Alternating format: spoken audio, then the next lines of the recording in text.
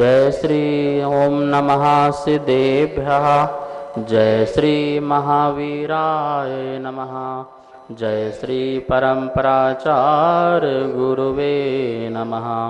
जय श्री उमा स्वामी गुरुवे नमः। जय श्री शांति सागर गुरुवे नमः। जय श्री विद्यानंद गुरुवे नमः। मोक्ष मार्गस्य नेतारं भेत्तारं कर्म भूभृता ज्ञातारं विश्वतत्त्वानां वन्दे तद्गुणलब्धये। मंगलं भगवान् वीरो मंगलं गौतमो गणी मंगलं कुंदार्यो जैन धर्मोस्तु मंगलम। तत्वाश्रुत परम मांगलिक ग्रंथ है आचार्य कुंद के पट्टशिष्य आचार्य उमा स्वामी द्वारा यह विक्रम की प्रथम शताब्दी में लिखा गया। सूत्रात्मक शैली है, संस्कृत इसकी भाषा है, 10 अध्याय में विभाजित है, 7 तत्वों का वर्णन है। हम सभी लोग 6वां अध्याय तत्वाश्रुत में देख रहे थे, जिसमें आश्रव अधिकार को समझ रहे थे। यहाँ पर चर्चा चल रही थी तीर्थंकर प्रगति के आश्रवों के कारण। 24वां नंबर सूत्र था, जिसमें 16 प्रकार के कारण बताए थे कि यदि हम इनको भावना भाते हैं, इनको आत्मसात करते हैं, अनुभूत करते हैं, तो तीर्थंकर प्रगति का हमें आश्रव हो सकता है। अभी तक 11 भावनाओं का अपन लोग यहाँ पर चर्चा कर चुके हैं, वाचना कर चुके हैं। अब यहाँ पर अपन जो 12वीं नंबर की जो भावना है, बहुश्रुत भावना, उसके लिए यहाँ पर अपन चर्चा करेंगे। लेकिन उसके पहले बोर्ड के माध्यम से इस सूत्र का अवलोकन कर लेते हैं। 6वें अध्याय का ये 24वां नंबर सूत्र है और इसका यहाँ पे संधि विच्छेद करके समझाया गया है। दर्शन विशुद्धि विनय संपन्नतः शील वृत्तेषु अनतिचारः अवीक्षण ज्ञानोपयोग संवेगौ शक्तितः त्याग तपसी साधु समाधि वैयावृत्तकरणम अर्हत आचार बहुश्रुत प्रवचन भक्ति आवश्यक अपरिहाणी मार्ग प्रभावना प्रवचन वसलत्वम इति तीर्थकरत्वस्य। ये सभी तीर्थंकर प्रगति के आश्रय के कारण हैं। हम सब लोगों ने अभी तक कल आचार भक्ति तक समझ लिया था। अभी जो बहुश्रुत भक्ति है, 12वें नंबर की भावना है, इसके बारे में आज समझते हैं। जैसे कि इसका नाम है बहुश्रुत भक्ति। बहु मतलब बहुत, श्रुत मतलब शास्त्र। जो बहुत शास्त्रों को जानते हैं, बहुत शास्त्रों का ज्ञान अपने में धारण करते हैं, ऐसे आत्मा, ऐसे परमेष्टि, उसे कहते हैं उपाध्याय परमेष्टि। उपाध्याय परमेष्टि की हमें भक्ति करना चाहिए। उनकी भक्ति करने से भी, क्योंकि उनकी भक्ति मतलब ज्ञान की भक्ति, उनकी भक्ति मतलब भगवान की वाणी की भक्ति, जो बहुत ही अपने स्व आगम का और पर के आगम का, मतलब स्व के मत का भी और पर के मत का अच्छी तरह से ज्ञान करते हैं। पर का मत का ज्ञान क्यों करते हैं? क्योंकि स्व मत का जो है मंडन हो सके और पर मत का खंडन हो सके। क्योंकि उपाध्याय परमेष्टि जब शिष्यों को पढ़ाएंगे तो उन्हें पर के बारे में बताना भी जरूरी है। कोई किसी प्रकार के तर्क से, युक्ति से, न्याय से कहीं हमारे शास्त्रों का खंडन ना कर सकें, भगवान महावीर स्वामी का खंडन ना कर सकें, इस उद्देश्य से उपाध्याय परमेष्टि को छूट है कि वो दूसरों के शास्त्रों को भी पढ़ें, उनका भी अध्ययन करें और अपने शास्त्रों से मिलान करके कौन बात यथार्थ है, कौन सत्य है, इसका निर्णय अच्छी तरह से करें। वो वाद विवाद कर सकते हैं जो हर समय अपने ज्ञान में ही रहते हैं, अवीक्षण ज्ञानोपयोगी बने रहते हैं। उपाध्याय परमेष्टि का मतलब है जो सदा पढ़ते हैं और पढ़ाते हैं। ये नॉर्मल परिभाषा है, सामान्य सी परिभाषा है। स्वयं ही पढ़ते हैं और शिष्यों को, अन्यों को पढ़ाते हैं। उपाध्याय परमेष्टि की एक व्यवस्था है, आचार्य द्वारा दी गई। संघ में बहुत बड़ा संघ होता है। आचार्य परमेष्ठी तो अपने दीक्षा में, शिक्षा में और प्रायश्चित आदि अनेक कार्यों में लगे रहते हैं।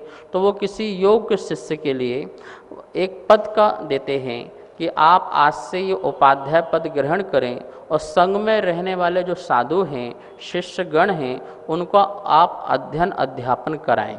ध्यान रखना, उपाध्याय परमेष्ठी का कोई स्वतंत्र संघ नहीं है। तो उनका तो गुरु के सानिध्य में रहकर के शिष्यों को ही पढ़ना, पढ़ाना, आगे बढ़ाना, इस प्रकार के उपाध्याय परमेष्ठी होते हैं। आप जानते हैं कि उपाध्याय परमेष्ठी के 25 मूल गुण होते हैं। कितने मूल गुण होते हैं? 25 मूल गुण होते हैं। 28 मूल गुण तो साधु परमेष्ठी वाले वो कॉमन हैं, वो सबके साथ रहते हैं, साधु के साथ भी, आचार्य के साथ भी, उपाध्याय के साथ भी। लेकिन 25 जो मूल गुण हैं वो एक विशेष मूल गुण हैं, उनकी अपनी विशेषता के कारण मूल गुण होते हैं। 25 कौन से मूल गुण होते हैं? तो 14 पूर्व का ज्ञान, जो 14 पूर्व हैं उसका, और 11 अंग और 14 पूर्व, ये जो ज्ञान हैं, मतलब इन शास्त्रों को जानने वाले हैं। कहने को मतलब हो गया पूरे द्वादशांग के पाठी हो गए। जो उपाध्याय परमेष्ठी हैं वो समस्त द्वादशांग के पाठी होते हैं, अर्थात भगवान महावीर के द्वारा जो कहा गया है उन समस्त शास्त्रों को जानने वाले होते हैं। इस युग में 19वीं, 20वीं, 21वीं शताब्दी में सर्वप्रथम जो उपाध्याय परमेष्ठी रहे वह रहे आचार्य विद्यानंद जी महाराज जी। इसके बाद ही फिर और लोगों को उपाध्याय पद देने की प्रक्रिया प्रारंभ हुई। बीच में उपाध्याय परमेष्ठी नहीं रहे। क्यों? क्योंकि इतना ज्ञान का क्षयोपशम होना, इतना ज्ञान होना, समस्त शास्त्रों को जानना हर किसी के बात की बात नहीं थी। क्षयोपशम शक्ति बहुत तीव्र होना चाहिए। ये गुरु ही देखते हैं कि इन शिष्य में इतनी योग्यता है तो उसे उपाध्याय परमेष्ठी देते हैं। अब आपके मन में एक प्रश्न आ सकता है कि वर्तमान में पंचम काल में कि 11 अंग और 14 पूर्व का ज्ञान तो होते ही नहीं है, क्योंकि धरसेन स्वामी के पास भी इतना ज्ञान नहीं था। उनको तो अंग का भी ज्ञान नहीं था। अंग में भी बहुत जाकर के जो अग्रायणी पूर्वी जो अंग था उसमें कुछ उनको ज्ञान था, लेकिन पूरा ज्ञान तो उनको भी नहीं था। तो क्या फिर हम उपाध्याय परमेष्ठी वर्तमान में पंचम काल में माने या ना माने? देखिए, एक सामान्य सी परिभाषा है यह है कि उपाध्याय परमेष्ठी के अंदर 25 मूल गुण होना चाहिए। लेकिन जगह जगह पर शास्त्रों में आचार्यों ने उपाध्याय परमेष्ठी की जहाँ जहाँ परिभाषाएं दी हैं, वो राजवार्तिक हो, श्लोक वार्तिक हो, धवला हो, आदि अनेक ग्रंथों में सबसे अच्छी परिभाषा लगती है आचार्य नेमिचंद्र स्वामी की, जो उन्होंने द्रव्य संग्रह में दी है। बहुत सुलझी हुई परिभाषा है। यदि हम वो परिभाषा को समझ लें तो हमें समझ में आ जाएगा कि वर्तमान में भी उपाध्याय परमेष्ठी हो सकते हैं। क्या दिया है उन्होंने उपाध्याय परमेष्ठी की परिभाषा? जोरणत्तम जुत्तो निच्चम धम्बो वदेशणे निर्दो सो उबझाओ अप्पा जदिवर वसुहो नमो तस्से। उन्होंने परिभाषा दी है उपाध्याय परमेष्ठी कौन होते हैं? जो रणत्य जुत्तो, कंडीशन दी है कि जो रत्नात्रय से युक्त है। पहली बात तो ये है। तो रत्नात्रय युक्त से तो साधु भी होते हैं, आचार्य भी होते हैं, उपाध्याय भी होते हैं, तो ये तो सामान्य बात है। पर उन्होंने एक जो बात कही है, नित्यम धम्मो वदेशनो निर्दो, जो नित्य ही धर्म की उपदेश में क्या होते हैं? रक्त होते हैं, लीन होते हैं, लगे रहते हैं। मतलब वो धर्म का उपदेश स्वयं पढ़ते रहते हैं और पढ़ाते रहते हैं, और कोई उनका प्रपंच नहीं रहता और उनका कोई कार्य नहीं रहता। वो उपाध्याय परमेष्ठी हैं। आप जब भी जाएंगे उनके पास तो वो आपको पढ़ते हुए मिलेंगे या ध्यान करते हुए मिलेंगे या फिर कोई शिष्यों को पढ़ाते हुए मिलेंगे। वो और भी किसी प्रकार की प्रभावना आदि में नहीं लगेंगे। वो तो जिन श्रुत के आराधक होते हैं, वो बहुश्रुत के ज्ञाता होते हैं। इस प्रकार से यतियों में श्रेष्ठ, ऐसे आत्मा जो यतियों में श्रेष्ठ है, मुनियों में श्रेष्ठ है, जो स्वयं भगवान की वाणी के साक्षात सरस्वती पुत्र होते हैं, ऐसे हमारे उपाध्याय परमेष्ठी होते हैं। और ऐसे उपाध्यायों परमेष्ठी की जो बहुत ही भक्ति भाव से क्या करता है, उनकी वयवृत्ति करता है, उनको नमस्कार करता है, उनकी वंदना करता है, उनका विहार कराता है, उनकी चरण पूजा करता है, उनको नमस्कार करता है आदि अनेक प्रकार से उनको देख कर के प्रसन्न चित्त हो जाता है, आनंदित हो जाता है। ऐसी जिसकी उपाध्याय परमेष्टि के प्रति जो भक्ति है, भगवान के ज्ञान के प्रति जो भक्ति है और दर्शन विशुद्धि साथ में है, दर्शन विशुद्धि साथ में होना चाहिए।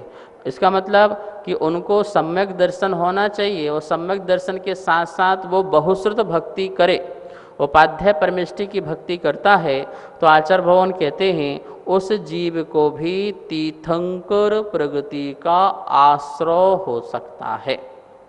देखिए, तो हम सबको क्या करना चाहिए, भक्ति के प्रसंग में देख रहे हैं, अपन ने परसों देखा था अरहत भक्ति के बारे में, कल देखा था आचार्य भक्ति के बारे में, और आज आचार्य भगवान उमा स्वामी सूत्र के माध्यम से बता रहे हैं बहुश्रुत भक्ति के बारे में। भक्ति कैसे करना है, उनके गुणों से अनुराग रखना है। कैसे गुणों से अनुराग रखें, हमें तो उनकी आत्मा दिखती नहीं है, जब आत्मा नहीं दिखती तो उनके गुण कैसे दिखेंगे। आत्मा नहीं दिखती है पर आत्मा की जो अभिव्यक्ति है उनके मन वचन काय से हमको समझ में आ जाती है। उनके वचन जो हैं कैसे वचन हैं, जग सुहित कर सब अहित हर, श्रुति सुखत सब संशय हरे, भ्रम रोग हर जिनके बचन, मुख चंद्र ते अमृत झरे। ऐसे उनकी वाणी होती, जग सुहित कर सब अहित हर। उपाध्याय परमेष्टि की वाणी कैसे होती है, जग जो है, जग के जो जीव हैं उनका अहित को हरने वाली होती है, ठीक है ना, और हितकारी, जग हितकारी, जगत का हित करने वाली उनकी वाणी होती है। श्रुति, उनकी वाणी को सुनने से हमारे अंदर जितने भी संशय हैं वो संशय दूर हो जाना चाहिए, दूर हो जाते हैं। भ्रम रोग हर जिनके बचन, मुख चंद्र ते अमृत झरे। कौन सा रोग, भ्रम का रोग। भ्रम का रोग मतलब मिथ्या बुद्धि का रोग, जो हमारे अंदर अनादिकाल से मिथ्या बुद्धि बैठी हुई है, मिथ्या सोच बैठी हुई है, मिथ्या मार्ग को हमने धारणा में बिठा रखा है, मिथ्या सिद्धांत, मिथ्या तत्व को हमने जान रखा है, उसी को मानते हैं। ऐसा ये भ्रम का रोग है।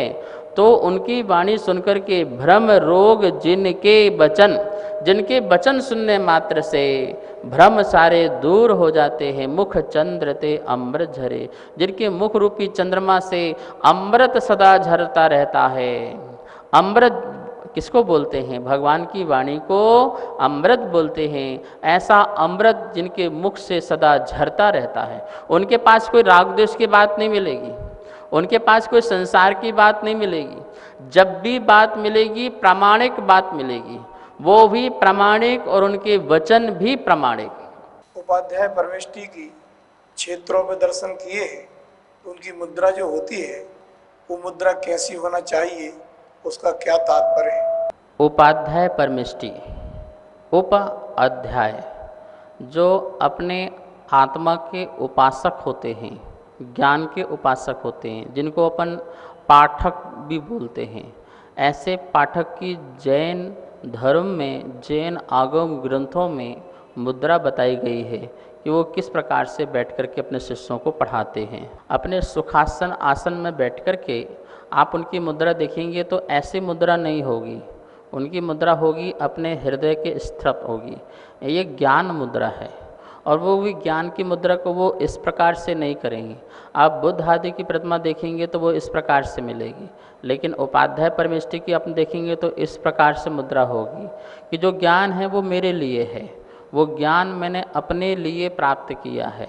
और उनके एक हाथ में शास्त्र की मुद्रा होगी, मतलब उसमें शास्त्र पेटी होगी, ताड़पत्र आदि की उनके हाथ में रखा होगा। तो इस हाथ में शास्त्र है और इस शास्त्र में, तो इस हाथ में शास्त्र है कि मैं इसका खूब अध्ययन करूं, भगवान की वाणी का अध्ययन करूं, और वो ज्ञान का मैं स्वयं आनंद लूं, ज्ञान ध्यान में मैं रक्त रहूं, लीन रहूं। इस प्रकार की उनकी मुद्रा होती है। और यही मुद्रा आपको जगह जगह उपाध्याय परमेष्ठी की प्रतिमाओं में देखने को मिलेंगी। आप प्राचीन क्षेत्रों में जाएंगे तो वहाँ पर इस प्रकार की मुद्रा मिलती है। पंच परमेष्ठी की मुद्रा पूरी होती है, पांचों ही परमेष्ठी की अलग अलग मुद्राएं होती हैं। आप अनेक मंदिरों में बने भी होंगे और आप उसमें देखते भी होंगे। सिद्ध परमेष्ठी तो निराकार हैं, उनके आँख नाक कान किसी प्रकार के नहीं होते हैं, सर्वांग एक रूप से होता है खड़गासन या पद्मासन। जो अरहंत भगवान की पद्मासन अवस्था में नासाग्र दृष्टि रूप में उनकी ऐसी मुद्रा होती है। और आचार्य परमेष्ठी की जो है वो आशीर्वाद रूप में शिक्षा देते हुए में आशीर्वाद शिष्यों को जो है वो आशीर्वाद देते हैं कि आप जो हैं खूब धर्म मार्ग में बढ़ें, आगे चलें, बैरागी बने। इस प्रकार से आचार्य परमेष्ठी की मुद्रा होती है।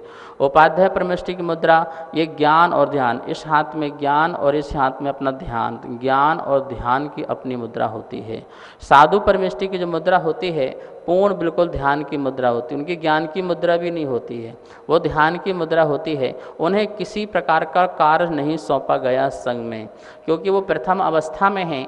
आचार्य कहते हैं कि आप सिर्फ अपना ध्यान कीजिए, यहाँ पे पढ़िए लिखिए और ध्यान कीजिए। आपको कोई व्यवस्थाएं नहीं दी गई हैं, क्योंकि उपाध्याय आचार्य एक पदवी है, एक व्यवस्था है, साधु व्यवस्था नहीं है। साधु मोक्ष मार्ग है, ध्यान रखना, साधु मोक्ष मार्ग है, आचार्य उपाध्याय मोक्ष मार्ग नहीं है। वो तो मोक्ष मार्गियों को बढ़ाते हैं और स्वयं बढ़ते हैं, लेकिन उनको पदवी एक व्यवस्था दी गई है कि आपको एक एक्स्ट्रा कार्य करना है, ठीक है ना। लेकिन साधु तीन पद जो हैं, अरहंत, सिद्ध और साधु, ये शाश्वत पद हैं। आचार्य उपाध्याय जो पद हैं वो शाश्वत पद नहीं हैं, वो पद तो छूटने वाले पद हैं, एक समय सीमा के पद हैं। और वो पद भी उनको भी साधु रूप में ही आना पड़ता है। साधु रूप में आकर के अरहंत, अरहंत के बाद सिद्ध हो जाते हैं। तो इस प्रकार से आचार्य उपाध्याय को भी साधु अवस्था में आप देखिए, 4 मंगल होते हैं, 4 उत्तम होते हैं, 4 शरण होते हैं। इनमें कहीं भी आचार्य उपाध्याय का नाम नहीं मिलेगा आपको। क्या बोलेंगे? साहू शरणम पवज्जामी, ठीक है ना। और इसी प्रकार से साहू लोकोत्तमा, अरहंत लोकोत्तमा, अरहंत साहू मंगल, तो उसमें साधु ही नाम दिया। आचार्य उपाध्याय ने दिया चत्तारी दंडक में। क्यों? उन्होंने कहा कि आचार्य उपाध्याय साधु में ही समाविष्ट हैं, क्योंकि मुद्रा तो एक ही है ना, तो साधु की अवस्था को उन्होंने वहाँ पर स्वीकार किया है। तो इस प्रकार से अपन ध्यान रखें कि जो उपाध्याय की जो मुद्रा है वो अपने पढ़ने की और पढ़ाने की मुद्रा है, और कोई काम ही नहीं है, बाकी कोई प्रपंच ही उनके पास नहीं है। और यदि वो इस पद में रह करके ऐसे प्रपंच का काम करते हैं तो जैन शास्त्र बोलते हैं आप उपाध्याय की श्रेणी में बिल्कुल भी नहीं है। आपका कोई दूसरा काम नहीं है, आपको मंदिर बनवाना है, आपको धर्म प्रभावना में लगना है, ये होना है, वो होना, कोई काम नहीं। आपको पढ़ना पढ़ाना, आप स्वयं पढ़ रहे हो या तो फिर शिष्यों को पढ़ाते हुए रहें, इसके अलावा कोई कार्य आपके नहीं होते। ऐसे उपाध्याय परमेष्ठी के प्रति आचार्यों ने कहा भक्ति भाव से उनके दर्शन करो, भक्ति भाव से उनको अर्घ्य समर्पित करो, भक्ति भाव से उनको नमस्कार करो, जो ऐसे ज्ञान ध्यान में, और उनकी भैया वृत्ति भी करो। क्यों? क्योंकि वो क्या जनवाणी की सेवा में लगे हुए हैं, लेखन में लगे हुए हैं। उनके लिए आप जो हैं पुस्तक, कॉपी, पेन आदि जो भी पढ़ने लिखने की सामग्री होती है आपको बिना पूछे उनको देना चाहिए। आप उनके लिए शास्त्र दान दें, पुस्तक कॉपी आदि दें, लेखन आदि की सामग्री दें, और उनकी बहुत अच्छी वैयावृत्ति भी करें, क्योंकि उनका ज्ञान जब तक अपने पास रहेगा वो ज्ञान से कितने जीवों का कल्याण भी होगा। तो इस प्रकार से आचार्यों ने धवला में भी बहुत सुंदर उपाध्याय परमेष्ठी के बारे में कहा है कि जो 12 अंगों के पारगामी होते हैं, बहुश्रुतधारी होते हैं, उनके द्वारा उपदिष्ट आगमार्थ के अनुकूल प्रवृत्ति करने या उक्त अनुष्ठान के स्पर्श करने को बहुश्रुत भक्ति कहते हैं। यहाँ पर धवला की मार्मिक बात चल रही है। आचार्य वीर सेन स्वामी ने 3-4 पॉइंटों में बात की है, जिसको हमें थोड़ा सा समझना चाहिए। वो पहली बात तो कह रहे हैं कि वो 12 अंगों के पारगामी होना चाहिए। 11 अंग तो है ही हैं, और दृष्टिवाद आदि के भेद हो जाते हैं तो 14 पूर्व आदि और हो जाते हैं, तो इस प्रकार से वो पूरे 11 अंग 14 पूर्व बन जाता है। बहुश्रुत पारगामी होना चाहिए, मतलब कि कोई कहीं से भी किसी प्रकार से भी वाद विवाद करे तो उसमें जय हो, और वो कहीं से भी कुछ पूछा जाए तो उसका प्रश्न देने में सक्षम हो। उपाध्याय परमेष्ठी का स्वर अच्छा होना चाहिए, मनोज्ञ मुनि तो होना ही चाहिए, उनका स्वर उच्चारण भी बहुत अच्छा होना चाहिए। ऐसा नहीं कि बेढंग से उच्चारण होगा तो वह जो है जिन शासन की रक्षा नहीं कर पाएंगे, जिनवाणी की रक्षा नहीं कर पाएंगे। उनके स्वर का उच्चारण अच्छा होना चाहिए। व्याकरण, न्याय, इतिहास, आगम, सिद्धांत आदि सभी विषयों में उनको स्पर्श, लिखा है ना, जो उक्त अनुष्ठान की स्पर्श करने को, मतलब जो शास्त्र कहे हैं या भगवान की वाणी हैं उनको अच्छी तरह से स्पर्श करने वाले होना चाहिए। जैसे बकरी ऐसा कोई पत्ता नहीं जिसको उसने चखा ना हो, ऐसे ही जो ऐसे ज्ञानी साधु जिन्होंने कोई शास्त्र को देखा ना हो, अवलोकन ना किया हो, पढ़ा लिखा ना हो, तो इस प्रकार से गुरु के सानिध्य में रह कर के जिन्होंने 12 साल तक खूब अध्ययन किया हो, ठीक है ना, और गुरु ने फिर उनको वाग दीक्षा दी हो। वाग दीक्षा का मतलब क्या होता है, उसको ग्रंथ का अध्ययन हो जाने के बाद फिर उनको बोलने की दीक्षा देते हैं। अब आज से आप जो है वाग दीक्षा हो गई है, अब आप भगवान की वाणी को बोलने के अधिकारी हैं। इस प्रकार से ऐसे उपाध्याय परमेष्ठी की हम लोग अच्छे से वंदना करें और इनकी आराधना करें। नमोस्तु आचार्य श्री। मेरे मन में एक शंका उत्पन्न हो रही है कि जो उपाध्याय परमेष्ठी के 11 अंग और 14 पूर्व का ज्ञान है वह तो पंचम काल में संभव नहीं है, तो फिर पंचम काल में महावीर भगवान के बाद से लेकर अभी बाद में उनके उपाध्याय परमेष्ठी का अस्तित्व नहीं है, तो ऐसा क्यों माना गया? और दूसरा, जो देव हैं, देवों में भी उच्च जाति के देव, सौधर्मेंद्र, लोकांतिक देव, सर्वार्थ सिद्धि के देव, इनको तो 11 अंग और 14 पूर्व का ज्ञान होता है, तो क्या इनको भी उपाध्याय परमेष्ठी मान लिया जाए? ये बात बिल्कुल निश्चित है कि वर्तमान में हमारे पास न लिखित रूप में और ना ही मौखिक रूप में द्वादशांग मतलब कि 11 अंग और 14 पूर्व का ज्ञान प्राप्त नहीं है। मैंने आपको पहले भी कहा था कि यह जो कथन है ये विशेष कथन है कि उपाध्याय के पास ये जरूरी होना चाहिए। सामान्य से अपन देख सकते हैं कि जो मात्र भगवान की वाणी को पढ़ने पढ़ाने में लगे हुए हैं, हम उन्हें भी उपाध्याय परमेष्ठी कह सकते हैं। ऐसा अनेक शास्त्रों में ऐसी उनकी परिभाषाएं प्राप्त हैं। आपने प्रश्न पूछा था कि जो देवगण हैं उनको तो 11 अंग 14 पूर्व का ज्ञान होता है, जैसे सौधर्म हैं, लोकांतिक देव हैं, सर्वार्थ सिद्धि के देव हैं और भी अन्य देव हैं। ध्यान रखें, सिर्फ द्वादशांग के ज्ञान से वो न श्रुत केवली हो सकते हैं, न बहुश्रुत ज्ञान के धारी होने से न उपाध्याय परमेष्ठी हो सकते हैं। एक व्यवस्था है कि इसके साथ साथ जो शुद्धोपयोग का अनुभव करते हों, स्वरूपाचरण में मग्न करते हों, बहुश्रुत ज्ञान और प्लस शुद्धोपयोग, बहुश्रुत ज्ञान और स्वरूपाचरण, उसी को अपन श्रुत केवली कहते हैं, उसी को अपन बहुश्रुत ज्ञान के धारी उपाध्याय परमेष्ठी कहते हैं। मात्र यदि ज्ञान मात्र हो, ज्ञान मात्र नहीं, ज्ञान के साथ साथ आत्मज्ञान हो। देखिए, ज्ञानी, आत्मज्ञानी और केवल ज्ञानी। ज्ञानी तो दिव्य है पर वो आत्मज्ञानी नहीं है। आत्मज्ञानी कौन है? मुनिराज हैं, जो ज्ञानी के साथ साथ आत्मज्ञानी हैं, जो द्रव्य श्रुत का ज्ञान होते साथ साथ में भाव श्रुत का भी जिनको ज्ञान है, आत्मा का भी ज्ञान है। और आत्मा का ज्ञान का मतलब जो 100 पर भेद विज्ञान करके प्रत्यक्ष रूप से आत्मा का अनुभव कर सकते हैं, ऐसे उनके पास ज्ञान हो तो उन्हें हम कहेंगे उपाध्याय परमेष्ठी। ऐसे को हम बहुश्रुत ज्ञान के श्रुत केवली भी उनको कह सकते हैं।